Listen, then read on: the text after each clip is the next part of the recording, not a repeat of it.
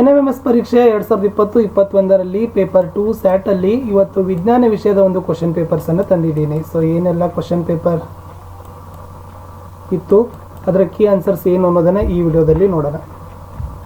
So ಭಾಳಷ್ಟು ಹಿಂದಿನ 2009ರಿಂದ ಇಲ್ಲಿಯವರೆಗೆ ನಾವು ಕ್ವಶನ್ ಪೇಪರ್ನ ಸಾಲ್ವ್ ಮಾಡಿದ್ದೀವಿ.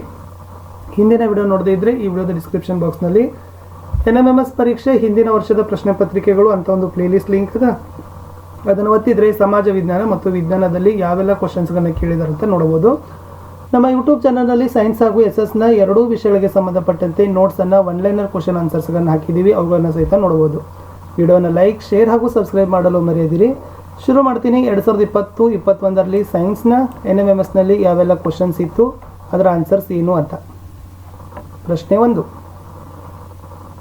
ಭೌತಶಾಸ್ತ್ರದಲ್ಲಿದೆ. ಏಕರೂಪ ಚಲನೆಯ ದೂರ ಕಾಲ ನಕ್ಷೆಯು ಹೇಗಿರ್ತದೆ ಅಂತ ಕೇಳಿದ್ದಾರೆ. ಉತ್ತರ ನೋಡಿದರೆ X ಅಕ್ಷದೊಂದಿಗೆ 45 ಡಿಗ್ರಿ ಹೊಂದಿರುವ ಸರಳ ರೇಖೆ ಆಗಿರ್ತದೆ ಅನ್ನೋದು ರೈಟ್ ಆನ್ಸರ್. 2 ವಿದ್ಯುತ್ ಪ್ರವಾಹದ ಕಾಂತೀಯ ಪರಿಣಾಮ ತತ್ವದ ಮೇಲೆ ಕಾರ್ಯನಿರ್ವಹಿಸುವ ಸಾಧನ ಅಂತ ಕೇಳಿದ್ದಾರೆ. ವಿದ್ಯುತ್ ಗಂಟೆ ಅನ್ನೋದು ರೈಟ್ ಆನ್ಸರ್. ನಿಮ್ನ ಮಸೂರ ಉಂಟು ಮಾಡ್ತಕ್ಕಂಥ ಪ್ರತಿಬಿಂಬ ಹೇಗಿರ್ತದೆ ಅಂತ ಕೇಳಿದ್ದಾರೆ. ಅದು ನೇರ ಮತ್ತು ಮಿಥ್ಯ ಅಂತಕ್ಕಂಥದ್ದು ಸರಿ ಉತ್ತರ. ಭೂಮಿ ಮತ್ತು ಸಮುದ್ರಕ್ಕೆ ಸಂಬಂಧಿಸಿದಂತೆ ಸರಿಯಾದ ಹೇಳಿಕೆ ಯಾವುದು ಅಂತ ಕೇಳಿದ್ದಾರೆ. ಇದರಲ್ಲಿ A ಮತ್ತು C ಮಾತ್ರ ಸತ್ಯ ಅಂತಕ್ಕಂಥದ್ದು ಸರಿಯಾದ ಉತ್ತರ ಅದ. ಏನು ಸರಿಯಾದ? C ಸರಿಯಾದ. 5 ಒಂದು ವಸ್ತು 5 ಸೆಕೆಂಡಿನಲ್ಲಿ 20 ಬಾರಿ ಆಂದೋಲಿಸಿದರೆ ಅದರ ಆಂದೋಲನ ಅವಧಿ ಏನಂತ ಕೇಳಿದ್ದಾರೆ. 0.25 ಸೆಕೆಂಡ್ ಅಂತಕ್ಕಂಥದ್ದು ಸರಿಯಾದ ಉತ್ತರ ಬರ್ತದೆ. ಒಂದು ಶಬ್ದ ತರಂಗದ ಪಾರವನ್ನು 2 ಪಟ್ಟು ಹೆಚ್ಚಿಸಿದರೆ ಅದರ ಶಬ್ದದ ಘೋಷ ಏನಾಗ್ತದೆ ಅಂತ ಕೇಳಿದ್ದಾರೆ. 4 ಪಟ್ಟು ಹೆಚ್ಚಾಗ್ತದೆ ಅಂತಕ್ಕಂಥದ್ದು ಸರಿ ಉತ್ತರ. ಮಾನವನ ಕಿವಿಯ ಶಬ್ದ ಸಂವೇದನೆಯ ಆವೃತ್ತಿಯ ವ್ಯಾಪ್ತಿ ಏನು ಅಂತ ಕೇಳಿದ್ದಾರೆ.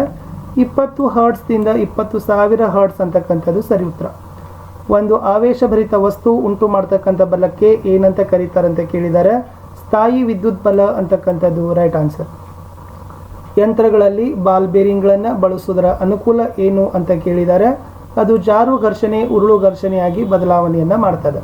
ಪ್ರಶ್ನೆ 10 ದ್ರವಗಳು ಉಂಟು ಮಾಡುವ ಒತ್ತಡವು ಅವಲಂಬಿತವಾಗಿರುವುದು ಏನು ಅಂತ ಕೇಳಿದ್ದಾರೆ. ದ್ರವದ ಮೇಲ್ಮೈ ವಿಸ್ತೀರ್ಣದ ಮೇಲೆ ಅಂತಕ್ಕಂಥದ್ದು ಸರಿ ಉತ್ತರ. ಶಬ್ದ ತರಂಗಗಳು ಪ್ರಸಾರವಾಗುವುದು ಹೇಗೆ ಅಂತ ಕೇಳಿದ್ದಾರೆ. ಅದರಲ್ಲಿ ಘನ ಅನಿಲ ದ್ರವಗಳ ಮೂಲಕ ಮಾತ್ರ ಅಂತಕ್ಕಂಥದ್ದು ರೈಟ್ ಆನ್ಸರ್. ಒಂದು ವಸ್ತುವಿನ ಮೇಲೆ ಪ್ರಯೋಗವಾಗ್ತಕ್ಕಂಥ 2 ಬಲಗಳ ಫಲಿತ ಬಲ 0 ಆಗಿದ್ದರೆ ಆ ಬಲಗಳು ಹೇಗಿರ್ತಾವಂತ ಕೇಳಿದ್ದಾರೆ. ಸಮನಾದ ಪರಿಮಾಣ ಮತ್ತು ವಿರುದ್ಧ ದಿಕ್ಕಿನಲ್ಲಿ ಪ್ರಯೋಗವಾಗುತ್ತಿವೆ ಅನ್ನೋದು ಸರಿ ಉತ್ತರ. ನೈಸರ್ಗಿಕ ಮೂಲದಿಂದ ಪಡೆದ ಮಾನವ ನಿರ್ಮಿತ ಎಳೆ ಯಾವುದು ಅಂತ ಕೇಳಿದ್ದಾರೆ. 13ರಲ್ಲಿ D ರೇಯಾನ್ ಅಂತಕ್ಕಂಥದ್ದು ರೈಟ್ ಆನ್ಸರ್. ಕಾಯಿಸಿ ಮೆದುಗೊಳಿಸಲಾಗದ ಪ್ಲಾಸ್ಟಿಕ್ನ ಒಂದು ಉದಾಹರಣೆ ಅಂತ ಕೇಳಿದ್ದಾರೆ. 14ರಲ್ಲಿ A ಬೆಕಲೈಟ್ ಅಂತಕ್ಕಂಥದ್ದು ಸರಿ ಉತ್ತರ. ಬೆಂಕಿ ನಿರೋಧಕ ಬಟ್ಟೆಗಳ ತಯಾರಿಕೆಯಲ್ಲಿ ಬಳಸುವ ಪರಿವರ್ತನೀಯ ವಸ್ತು ಯಾವುದು ಅಂತ ಕೇಳಿದ್ದಾರೆ. ಮೇಲ್ಮೈನ್ ಅಂತಕ್ಕಂಥದ್ದು ಸರಿ ಉತ್ತರ. ವಿದ್ಯುತ್ ಪ್ರವಾಹವನ್ನು ಉಂಟು ಮಾಡ್ತಕ್ಕಂಥ ದ್ರಾವಣ ಯಾವುದು ಅಂತ ಕೇಳಿದ್ದಾರೆ. ಸೊ ತಮ್ಮೆಲ್ಲರಿಗೂ ಗೊತ್ತೇ ಇದೆ, ಉಪ್ಪಿನ ದ್ರಾವಣ ಅಂತಕ್ಕಂಥದ್ದು ರೈಟ್ ಆನ್ಸರ್. ಮುಂದಿನ ಪ್ರಶ್ನೆ 17 ಕಾರ್ಬನೀಕರಣದ ಕ್ರಿಯೆಯಿಂದ ಸತ್ತ ಜೀವಿಗಳು ಪೆಟ್ರೋಲಿಯಂ ಮತ್ತು ನೈಸರ್ಗಿಕ ಅನಿಲವಾಗಲು ಏನು ಕಾರಣ ಅಂತ ಕೇಳಿದ್ದಾರೆ. ಗಾಳಿಯ ಅನುಪಸ್ಥಿತಿ, ಹೆಚ್ಚಿನ ತಾಪ, ಹೆಚ್ಚಿನ ಒತ್ತಡ ಅಂತಕ್ಕಂಥದ್ದು ರೈಟ್ ಆನ್ಸರ್. ಕುದಿಯುವ ಬಿಂದುವಿನ ಆಧಾರದ ಮೇಲೆ ಪೆಟ್ರೋಲಿಯಂನ ವಿವಿಧ ಘಟಕಗಳನ್ನು ಬೇರ್ಪಡಿಸುವ ಪ್ರಕ್ರಿಯೆ ಏನು ಅಂತ ಕೇಳಿದ್ದಾರೆ. ಆಂಶಿಕ ಆಸವನ ಅಂತಕ್ಕಂಥದ್ದು ರೈಟ್ ಆನ್ಸರ್. ದಹ್ಯ ವಸ್ತುಗಳ ಜ್ವಲನ ತಾಪ ಹೇಗಿರ್ತದೆ ಅಂತ ಕೇಳಿದ್ದಾರೆ. ಕಡಿಮೆಯಾಗಿರ್ತದೆ ಅಂತದ್ದು ಸರಿ ಉತ್ತರ. ಪೆಟ್ರೋಲಿಯಂನ ಘಟಕ ಮತ್ತು ಉಪಯೋಗಗಳನ್ನು ಕೇಳಿದ್ದಾರೆ. 20ರಲ್ಲಿ ಸರಿಯಾದ ಹೊಂದಾಣಿಕೆ ಜೋಡಿ C ಅಂತಕ್ಕಂಥದ್ದು ರೈಟ್ ಆನ್ಸರ್. ಇಂಧನದ ಕ್ಯಾಲೋರಿಯ ಮೌಲ್ಯದ ಏಕಮಾನ ಯಾವುದು ಅಂತ ಕೇಳಿದ್ದಾರೆ. ಕಿಲೋ ಜೂಲ್ ಪರ್ ಕಿಲೋಗ್ರಾಮ್ ಅಂತಕ್ಕಂಥದ್ದು ಸರಿ ಉತ್ತರ. ಕಲ್ಲಿದ್ದಲು ಮತ್ತು ಡೀಸೆಲ್ನ ಉರಿಯುವಿಕೆಯಿಂದ ಬಿಡುಗಡೆಗೊಳ್ಳುವ ತೀವ್ರ ಉಸಿರುಗಟ್ಟಿಸುವ ಮತ್ತು ಸಂಕ್ಷಾರಕ ಅನಿಲ ಯಾವುದು ಅಂತ ಕೇಳಿದ್ದಾರೆ. 22ರಲ್ಲಿ ಸರಿ ಉತ್ತರ ಬರ್ತದೆ SO2. ಮಾವಿನಕಾಯಿಯಲ್ಲಿ ಕಂಡು ಬರ್ತಕ್ಕಂಥ ಆಮ್ಲ ಯಾವುದು ಅಂತ ಕೇಳಿದ್ದಾರೆ. ಟಾರ್ಟಾರಿಕ್ ಆಮ್ಲ ಅಂತಕ್ಕಂಥದ್ದು ರೈಟ್ ಆನ್ಸರ್. ರಸಗೊಬ್ಬರಕ್ಕೆ ಸಂಬಂಧಪಟ್ಟಂತೆ ಸರಿಯಾದ ಹೇಳಿಕೆ ಯಾವುದು ಕೇಳಿದ್ದಾರೆ. ಮಾನವ ನಿರ್ಮಿತ ನಿರವಯವ ಲವಣ ಅಂತಕ್ಕಂಥದ್ದು ಸರಿ ಉತ್ತರ. ಅತಿಥೇಯ ಜೀವಿಯ ಕೋಶದೊಳಗೆ ಮಾತ್ರ ಸಂತಾನೋತ್ಪತ್ತಿ ಉಂಟು ಮಾಡುವ ಸೂಕ್ಷ್ಮ ಜೀವಿ ಕೇಳಿದ್ದಾರೆ. ಅದರಲ್ಲಿ ವೈರಸ್ ಅಂತಕ್ಕಂಥದ್ದು ರೈಟ್ ಆನ್ಸರ್. ವಿಜ್ಞಾನಿ ಮತ್ತು ಅವರ ಕೊಡುಗೆಗಳನ್ನು ಕೇಳಿದ್ದಾರೆ. 26ನೇ ಪ್ರಶ್ನೆಯಲ್ಲಿ A ಇದು ಸರಿಯಾಗಿರ್ತಕ್ಕಂಥ ಉತ್ತರ ಅದ. ಮಣ್ಣನ್ನು ತಿರುವಿ ಹಾಕಿ ಸಡಿಲಗೊಳಿಸ್ತಕ್ಕಂಥ ಕ್ರಿಯೆಗೆ ಏನಂತ ಕರೀತಾರೆ ಅಂತ ಇದೆ, ಉಳುಮೆ ಮಾಡೋದು ಅಂತ ಕರೀತಾರೆ. 28 ರೈತರು ಲೆಗ್ಯೂಮ್ ಸಸ್ಯಗಳನ್ನು ಮೇವಿನ ಬೆಳೆಯಾಗಿ ಒಂದು ಋತುವಿನಲ್ಲಿ ಬೆಳೀತಾರೆ ಮತ್ತು ಮುಂದಿನ ಋತುವಿನಲ್ಲಿ ಗೋಧಿಯನ್ನು ಬೆಳೀತಾರೆ. ಈ ವಿಧಾನದಿಂದ ಮಣ್ಣನ್ನು ಭರ್ತಿ ಆಗ್ತಕ್ಕಂಥ ಪೋಷಕಾಂಶ ಯಾವುದು ಅಂತ ಕೇಳಿದ್ದಾರೆ 28ರಲ್ಲಿ. ಸೊ ಡಿ ನೈಟ್ರೋಜನ್ ಅಂತಕ್ಕಂಥದ್ದು ಸರಿಯಾದ ಉತ್ತರ. ಅಪಾಯಕ್ಕೊಳಗಾದ ಎಲ್ಲ ಪ್ರಾಣಿಗಳ ಸಸ್ಯಗಳ ದಾಖಲೆಯನ್ನು ಹೊಂದಿರುವ ಆಕರ ಪುಸ್ತಕಕ್ಕೆ ಏನಂತ ಕರೀತಾರೆ, ಕೆಂಪು ದತ್ತಾಂಶ ಪುಸ್ತಕ ಅಂತ ಕರೀತಾರೆ. ರೇಷ್ಮೆ ಹುಳುವಿನ ಜೀವನ ಚಕ್ರದ ಸರಿಯಾದ ಕ್ರಮ ಯಾವುದು ಅಂತ ಕೇಳಿದ್ದಾರೆ, ಮೊಟ್ಟೆ, ಲಾರ್ವಾ, ಪ್ಯೂಪ, ಪ್ರೌಢ ಅಂತಕ್ಕಂಥದ್ದು ಸರಿ ಉತ್ತರ.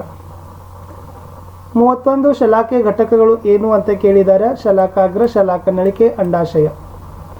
ಕಂಬೈನ್ ಎಂದು ಕರೆಯುವ ಯಂತ್ರದ ಉಪಕರಣಗಳ ಜೋಡಣೆಯಾಗಿದೆ ಅಂತ ಕೇಳಿದ್ದಾರೆ, ಯಾವ್ಯಾವ 2 ಯಂತ್ರಗಳು ಇರ್ತಾವಂತ ಕೇಳಿದ್ದಾರೆ, ಹಾರ್ವೆಸ್ಟರ್ ಮತ್ತು ಒಕ್ಕೋ ಯಂತ್ರ. ಬ್ರಿಯೋಫಿಲಮ್ ಸಸ್ಯದಲ್ಲಿ ಸಂತಾನೋತ್ಪತ್ತಿ ಆಗ್ತಕ್ಕಂಥ ಭಾಗ ಕೇಳಿದ್ದಾರೆ, ಎಲೆ ಅಂತಕ್ಕಂಥದ್ದು ರೈಟ್ ಆನ್ಸರ್. ಗೋದ ಮೊಟ್ಟೆಯು ಪ್ರೌಢ ಕಪ್ಪೆಯಾಗುವ ಕ್ರಿಯೆ ಯಾವುದು ಅಂತ ಕೇಳಿದ್ದಾರೆ, ರೂಪ ಪರಿವರ್ತನೆ ರೈಟ್ ಆನ್ಸರ್. ಕೊಟ್ಟಿರುವ ಮಾನವನ ಹೆಣ್ಣು ಸಂತಾನೋತ್ಪತ್ತಿಯುವ ಚಿತ್ರದಲ್ಲಿ ABC ಸರಿಯಾದ ಹೊಂದಾಣಿಕೆಯನ್ನು ತಾವೇನು ಮಾಡಬೇಕಿತ್ತು, ಬರಿಬೇಕಿತ್ತು. 35ದಲ್ಲಿ ಆಪ್ಷನ್ ಡಿ ಅಂಡಾಶಯ, ಅಂಡನಾಳ ಮತ್ತು ಗರ್ಭಾಶಯ ಅಂತಕ್ಕಂಥದ್ದು ಸರಿಯಾದ ಉತ್ತರ ಬರ್ತದೆ. ಇಷ್ಟು ನಾವೇನು ಮಾಡಿದ್ದೀವಿ ಅಂತಂದರೆ ಇವತ್ತು 2020ರಲ್ಲಿ ನಡೆದಿರ್ತಕ್ಕಂಥ ಸೈನ್ಸ್ ಎಕ್ಸಾಮ್ನ ಒಂದು ಸಾಲ್ವ್ಡ್ ಕ್ವಶನ್ ಪೇಪರ್ಗಳನ್ನು ಹಾಕಿದ್ದೀನಿ. ನೆಕ್ಸ್ಟ್ ಭಾಗದಲ್ಲಿ ನೊಂದಿಗೆ ಭೇಟಿ ಆಗ್ತೀನಿ, ಯಾಕಂದರೆ ಇವು ಮೋಸ್ಟ್ ಇಂಪಾರ್ಟೆಂಟ್ ಆಗಿರ್ತಕ್ಕಂಥ ಕ್ವಶನ್ಸ್ಗಳು ಇದಾವೆ. ಇವೆಷ್ಟು ಕ್ವಶನ್ಸ್ಗಳನ್ನ ನೀವು ಪ್ರಿಪೇರ್ ಮಾಡ್ತೀರಿ ವಿದ್ಯಾರ್ಥಿಗಳೇ, ಅಷ್ಟು ನಿಮಗೆ ಏನಾಗ್ತದೆ, ಸ್ಕೋರ್ ಮಾಡಲಿಕ್ಕೆ ತುಂಬಾ ಅನುಕೂಲ ಆಗ್ತದೆ ಮತ್ತು ತುಂಬಾ ನಿಮಗೆ ಬೆನಿಫಿಟ್ ಆಗಿರ್ತಕ್ಕಂಥ ವಿಡಿಯೋಗಳನ್ನೇ ಇದಾವೆ. ನೀವು ಹಿಂದಿನ ವರ್ಷದ ಪ್ರಶ್ನೆ ಪತ್ರಿಕೆಗಳನ್ನು ನೋಡಿನೇ ಏನು ಮಾಡಬೇಕು, ತಯಾರಿಯನ್ನು ಮಾಡಬೇಕಾಗ್ತದೆ.